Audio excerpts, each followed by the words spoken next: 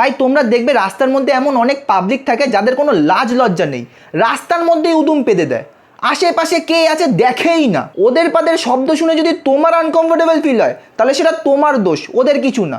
ওদের ভাই অ্যাটিটিউডই আলাদা থাকে যে দিয়েছি তো কী হয়েছে, পাদই তো দিয়েছি, পাদ তো প্রাকৃতিক জিনিস হয়। ভাই দেখো পাদ এমন একটা জিনিস যেটাকে তুমি চাইলে কন্ট্রোল করতে পারো।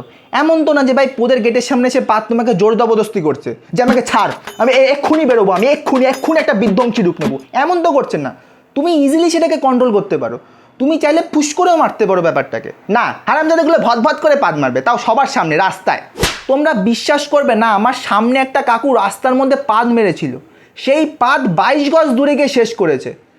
চলন্ত পাদ মেরেছে ভাই, মানে একটা গাড়ি তোমার সামনে দিয়ে গেলে সেটা কীরকম আওয়াজ করে, ভু। সেদিন যখন কাকুটা আমার সামনে পাদ মেরে মেরে যাচ্ছিল তখন এরকম আওয়াজ করছিল, ভদ ভদ ভদ ভদ ভদ ভদ ভদ ভদ ভদ। আমাদের পাড়ার চায়ের দোকানের সামনে এরকম অনেক কাকু আছে যারা খবরের কাগজ পড়তে পড়তে পোদ উল্টে পাদ মারে। আর পাদ কি এমন পাদ তোমার শুনেই মনে হবে যে অর্ধেক গুমনায় বেরিয়ে গেছে পাদের সাথে। আর ওদের কাছে না পাদের সাথে পাদের জাস্টিফিকেশনও ক্লিয়ার থাকে, যে কালকে না সয়াবিন তরকারি খেয়েছিলাম, বুঝলি তো, হজম হয়নি ব্যাপারটা। বাঁধাকপিও খেয়েছিলাম, গন্ধটাও আছে।